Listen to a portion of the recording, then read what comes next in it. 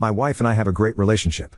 Last night, however, I learned from my wife that she has been on a sex strike for most of the last month due to some comments I made on our last date night. As background, I arrange a nice date night each month for just the two of us. I plan a dinner somewhere nice, arrange a babysitter, feed our 3 kids dinner, and otherwise handle all of the logistics so that all she has to do is show up. Typically, we will grab drinks somewhere after dinner, often meeting up with friends. Earlier this month, I planned an evening out and we had a fantastic dinner together. After dinner, we met up with a couple we are friends with. However, the wife was tired and wanted to go to bed, so only her husband ended up joining us. Around 11:45 we had to leave to relieve our babysitter. My wife was having fun and didn't want the evening to end, so she invited our friend over for another drink. I told her I was fine with that, but that I was hoping to be in bed by 1 a.m. As background, I do the morning shift with our 3 kids every day and they get up early. My wife promised that we'd be in bed by then. Our friend comes over, we open a bottle of wine, put on some music, and we're all having a good time. 1 o'clock comes around and he gets up to go, but my wife tells us we can't leave, as she is vibing. I stick around for another 10 minutes or so and then decide to call it. My wife tells me she will be up in another 10 minutes. I get ready for bed, which takes about that long, and don't hear her coming, so I go to bed. Around 3 o'clock, I get woken up by her coming into our bedroom. She was drunk at this point and made a lot of noise. I'm now wide awake, and if that happens, it usually takes me a while to go back to sleep, in this case, around 5 o'clock, which was fun when the kids woke up at 6:30. Anyways, at this point, since I'm awake, I try to initiate sex with my wife, who declines and says that she is too tired. I don't pressure her, and she immediately falls asleep. However, I can't sleep now due to being woken up, and sit there and stew for a few hours, mostly frustrated at being woken up but also annoyed at how the evening went overall. My first mistake was sending her a text, while she is asleep, saying that her actions that evening were hurtful and that it felt like I planned this nice evening, only for her to end up spending the later part of it with someone else, and not like that. I am 100% confident they were just listening to music and chatting. The next morning, she came downstairs apologetic. However, I made the mistake of mentioning that her actions made me not really want to plan these extravagant date nights anymore, as she had broken her promise about going to bed at a reasonable hour and then ruined my sleep. Not the first time this has happened on a date night. Then, and this is where I may be the asshole, I added that this was at least the 4th date night in a row where the night had ended with us not having sex, and that in my mind, a good date night ends in sex. I also added that this one was particularly offensive because it felt like she abandoned me at the end of the night. These comments really upset her, and she said they made her feel like I only appreciate her for sex. She added that date nights should be about having fun and enjoying her company, and that I should assume we won't have sex on date nights. Honestly, I have some sympathy for her perspective about enjoying each other's company being the most important part of a date night, but I also don't think it is unreasonable to feel a little let down after planning a romantic evening, especially since it had become a pattern, and particularly where she effectively chose to do something else rather than have sex with me. Update 1. Welp, I posted about a month ago about how I was upset my wife invited our friends back over to our house at the end of a date night, and she and the husband ended up hanging out until 3 a.m. after I went to bed at 1 o'clock. A lot of people suggested they were having an affair, and that I was blind to not see it.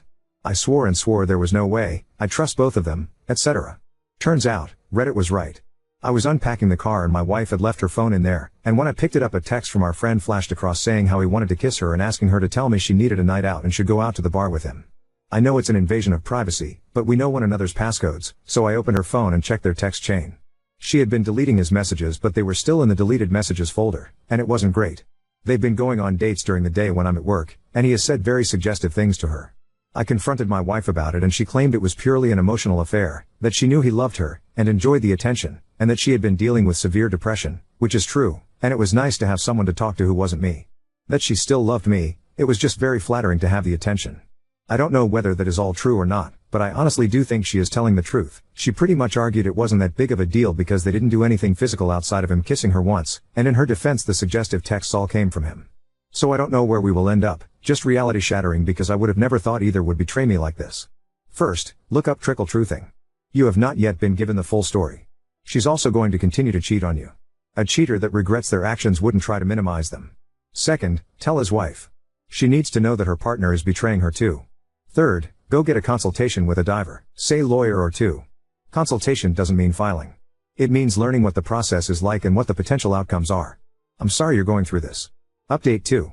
I had a true heart-to-heart with my wife 2 days after I learned of the emotional affair, and we are surprisingly in a really good place now. She apologized profusely, and her description and timeline of events is not as bad as I had feared. It is also consistent with what my former friend, we'll call him R, told me when I interrogated him, and I asked him first, before my wife would have really had a chance to collaborate on a story in the event she wanted to do so. It is also consistent with what my wife's sister has told me. She views me like a brother and is a true ally.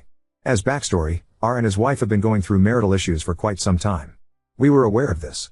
About 6 months ago, things really went into a tailspin, and he started talking to my wife almost as a therapist. I know this sounds weird, but my wife is really good at listening to people's troubles and providing insight. She does this for a bunch of friends, admittedly essentially all women. It started out like once a week or so, and gradually increased from there. By a couple of months ago, they were talking regularly, i.e., several times a week, but still only covering totally P.C. topics. My wife's sister actually confronted my wife and warned her that she thought R had fallen for her and that she needed to be careful. My wife was convinced that they were just good friends. The night of the infamous date night was actually still in this period. My wife admitted that the optics looked bad, but she really was just having a good time, and was frankly pretty drunk and not thinking clearly. She did say though that after that night she realized that he might have feelings for her, and that in retrospect it was pretty obvious. She felt bad about the date night fiasco, and has been much better in that regard, and she also reduced her alcohol consumption. About 6 weeks ago, we went on a ski trip with 5 other families, including R and his wife. It was a horrible trip for him, and he and his wife fought a lot. One of the nights, he got pretty drunk and asked my wife to meet him at the bar at our hotel, since he needed to talk. While there, he told her that he loved her and wished that he had married her rather than his wife. My wife just told him I'm sorry. I had been putting the kids to bed when this went down and came down and inadvertently interrupted them right after they said this. I do remember some weird vibes in retrospect. My wife admitted she should have told me right then and there, but that she didn't want to blow up the trip for the whole friend group, as if she told me she was worried that I might make a scene. He then didn't say anything problematic for another week or two, and she chalked it up to him just being really drunk and really sad, and hoped things could just go back to normal. Unfortunately, R's marriage took a turn for the worse about a month ago, and it seems pretty clear that they are getting divorced. My wife, who suffers from severe depression, also went into a depressive period around this time, in large part due to some familial issues. This was timed very poorly, as I recently launched a new division at my company and have been working 60-hour week for the last 3 months or so. Both R and my wife felt isolated and lonely, and R started calling my wife virtually every day. They also started grabbing lunch once or twice a week. I guess he would meet her for lunch on his lunch break. The vast majority of their interaction was them talking about life, but he started saying inappropriate things in person like "you're the most beautiful woman I know" or "you're gorgeous." He also started drinking heavily, and he would send suggestive texts when drinking, which my wife claims she would just ignore. The time he kissed her I was actually home. The 3 of us had been hanging out and I went to use the restroom. I asked her why she didn't tell me or shut things down, and she admitted it was a mixture of not wanting to blow up our friend group plus her enjoying the attention and compliments, even if she had no interest in the guy. She chuckled a little bit when I asked if she had slept with him. For reference, R is probably 150 plus pounds overweight, which is one of the major strains in his marriage, whereas my wife is a true 10/10. Basically, she was depressed, needed someone to talk to, and since I was so busy with work, she found that emotional support elsewhere. She admits that it was really wrong, and has agreed to take a bunch of actions to prevent this in the future. For me, I still struggle with why she would do some of this, e.g. if he texts that you should come over and join him in the shower, and you respond "why don't we do a lunch date instead?" From my view that is pouring gasoline on a fire, by showing you still want to meet with him, whereas she thought she was steering things away from problematic situations. Something shady can't happen in a public setting. She said he came by the house a couple of times during the day, including once when our son was home with her, but that she really tried to steer things to public settings once she knew he loved her. It also does hurt a bit that in one of the texts are asked if they could do a lunch date and she says no, my husband, me, is working from home today, with a sad face. But we're going to make it work. We are going to do couples therapy and she wants to do individual therapy, and she also started working part-time to keep her busy on something else. We can't go fully non-contact with R, but now all communication has to include me. I am also going to work on being more emotionally present, even when working a ton, and I told her that if she is having a depressive episode and needs to talk to someone, she can always call me. Her mental well-being is more important than my work. She was afraid to call during the day since I am very busy and would call her instead. I also promised to work on being happier and more positive. I am usually a very cheerful person, which is something she loved about me, but I had been pretty grumpy and miserable over the last few months due to my job being crazy.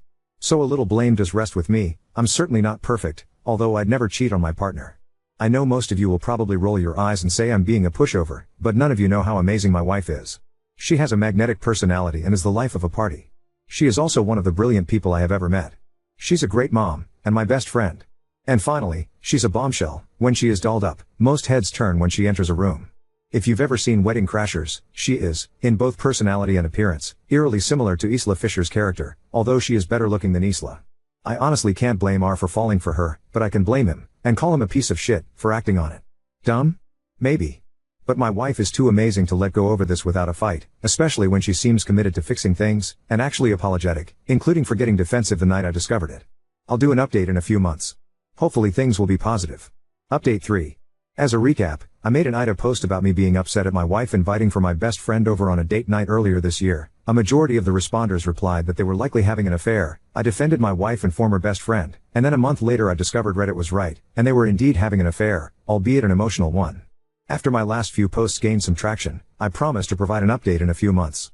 The last few months have been a bit of a roller coaster, but I'm happy to report that my wife and I are in a really good place at the moment and fully reconciled. There have been some wild moments though since Discovery Day, going non-contact with my former best friend, Rick, only to have him call my wife several months later, in the middle of a game night with friends, which was awkward, sobbing in his car and threatening to kill himself. I told her I was fine if she were to talk to him that night, since we were legitimately concerned he might off himself, and although, fuck him, he was my former best friend and I don't want him to die, but they spoke for like 2 hours that night and then he started texting her constantly, and called like 5 times the next day, forcing us to go non-contact with him again. Running into Rick at a group event and him acting incredibly emo and moody, he sat in a corner and drank an entire bottle of whiskey out of an oversized Yeti. Rick approaching me at said event and saying that he was on the verge of telling everyone about the affair because he just wants to burn everything down. My wife and I were able to convince him not to do so. Learning that Rick had asked my wife to leave me, she said no, and he had told her he would wait however long she needed, even 15 years, so that they could be together. Rick becoming obsessed with my wife's sister, who is very similar to my wife. They now go out for drinks several times a week and talk daily. My wife is convinced he is now in love with her. Awkwardly, my sister-in-law is separated but still lives with her soon-to-be ex-husband. Rick is still married, but divorce is seemingly imminent. In all this chaos, however, my wife and I have been doing very well. The shock of the affair forced us to work through our issues and we now communicate about as well as one could hope for, and have solved for most of the issues that led her to look outside our marriage for emotional support. I'd love to be able to go back in time and prevent the affair, and I don't know if I'll trust anyone fully, anymore, but in many ways it improved our relationship, which is a very strange thing to say. My wife and I are in a really good place at the moment. Now on to second story. Received an orchid and a love letter from a stranger claiming to know me since 2020, now I'm torn between mystery and fear. Hi all, so I received this orchid and handwritten letter. I have no idea who it can be from, as apparently he met me in 2020? I have no recollection. Plus I was in a long-term relationship at the time and would not give anyone the wrong impression. If I did, it would not have been my intention as I was loved up. I also started my job here last year. Reactions in my office are mixed. -50% think it's cute and that I should call him. The other 50% think it's creepy and could possibly be the start of a true crime series. I am curious as to who this is though. Update 1. Before I get to the update, I just wanted to say that this kind of thing has never happened to me before, plus hearing the mixed views on this from my colleagues confused me for even more. Hence why I posted here to get some views. Our company head of administration in the company was also extremely weirded out, and he took it upon himself to let everyone know on reception to screen to the max any calls, visitors etc. before putting to me. I'm not gonna lie, I did get that Orchid Man went out of his way, that it's a nice gesture etc. But you must understand that although I guess I can be seen as well known in my field, I am a single mom to a still young child, so I make no apologies for being extra cautious in this day and age, especially as it potentially looked like that he had been keeping tabs on me for nearly the last 5 years. That all being said, on to the proper update. Yes, curiosity got the better of me, plus I was brought up to always say thank you if someone gave a nice gift, thanks mom and dad, RIP, and I ended up calling Orchid Man on my work phone that same afternoon, like some have observed, he knew where I worked anyway. A normal sounding voice, with a British accent said hello. So I said hi, this is Lulu Bell, I wanted to call and say thank you for the orchid. Orchid Man sounded shocked, but happy that I called. He said he really wanted to take the chance as he honestly felt like it was a missed opportunity back then, due to our circumstances. He said he often thought back to that night, and the conversation we had. He then said, "You do remember that night, don't you?" I told him, "No, I'm sorry, I do not. Look, a lot has happened in the nearly 5 years since we last met, plus you did not give me anything in the letter you sent other than the names of 2 bars that I may or may not have been at for after work drinks." He laughed and said, "And here was I thinking that I would be as unforgettable to you, as you were to me. I'm like I speak to a lot of people. Plus it's been over 5 years. I had nothing to go off on who you were, no way to check to jog my memory. I even called the flower shop so see if they could help." He laughed again and asked, "And did they?" I told him, "No, just that he paid by card and seemed normal, whatever that is," which again made him laugh. Not gonna lie, I was still perplexed, but I dunno, something about his tone and also how he reacted to me, reacting the way I was reacting, made me feel somewhat at ease that he wasn't a serial killer, there were quite a few comments in my original post that said I could end up being the Orchid Killer's first or final victim, and was just someone who may or may not have watched Love Actually one too many times. I said I may not remember that night, but I will probably remember this conversation now. So who are you? At least tell me what you do, where you are based, etc. Plus that may help me remember. Orchid Man said that he was a lawyer, that he works close to the flower shop. He told me where he lived, and that he doesn't have much social media because of WH, and he does. And that his phone is private. To the Redditors that said that this may be the case, you were alright that it wasn't a burner. He said he heard the Over 40s dating podcast I also used to do. It blew up and was in our country's top 5 in the Apple podcast charts for a while. I stopped it in March this year, so this is not a weird promo for it before anyone calls this all fake, and he figured he'd seek me out on LinkedIn. And since then has been working up the courage to approach me. He basically thought that this would be a nice way of doing it, considering the bad dates he heard on the podcast that I was having lol. He said he was a bit older than me, but looked younger and keeps himself fit by playing tennis, one of the many things we talked about that night. I did actually used to play tennis and loved going to Wimbledon when I still lived in the UK. Yes, he remembered that about me amongst other things. He is around 10 years older than me, so mid to late 50s. He'll be happy to send me a pic, if I would allow it. But all he wanted was the chance for him to take me out to lunch or dinner and see where it would go. He acknowledges that he can now see how it could have freaked me out. So I did end up giving him my mobile, and he sent me his professional headshot from his firm, and after all this, I did actually remember him.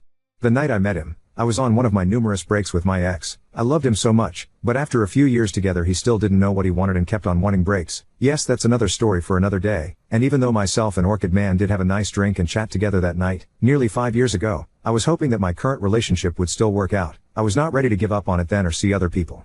Fast forward to current day, and it's been around 18 months since I finally saw the light and ended it. And I've been single since. Anyway, after he sent the screenshot, we traded a few more texts that night and yesterday, before he asked again if I would be open to lunch or dinner. And I agreed to lunch today. So there we are. I will update after the lunch, well, I guess, date if anyone will still be interested. Sorry it's a long update, but I guess I was a bit jaded after my failed relationship, and dating life, that wasn't expecting to have someone go out of their way to make such an effort. I know it's very early days, and nothing may not come out of it, but it does give me hope. Thank you all for your responses in the original posts also. Update 2. Sorry for leaving you all hanging. I got home and went straight into mom duties. So the date went well. He was an absolute gentleman, and was really lovely. He complimented on what I was wearing, and said I looked beautiful. We had a very nice lunch at a Chinese restaurant and just chatted about life and what we've been up to the last few years, and yes, I asked a lot of questions. Not gonna lie. It's a bit overwhelming as it seems EL really has held a torch for me all these years. He told me he was super nervous all morning about the lunch and seeing me again. He was very sweet, opening doors for me, asking if I was okay, asking if the restaurant was nice. He also drove me to the station. He said he was happy to give me a ride home, but I was like, it's okay, and I gave him a hug and a quick kiss and thanked him again for the lunch. I don't know where this will go. I guess I am not used to having someone like me so much and treats me with such care, if that makes sense.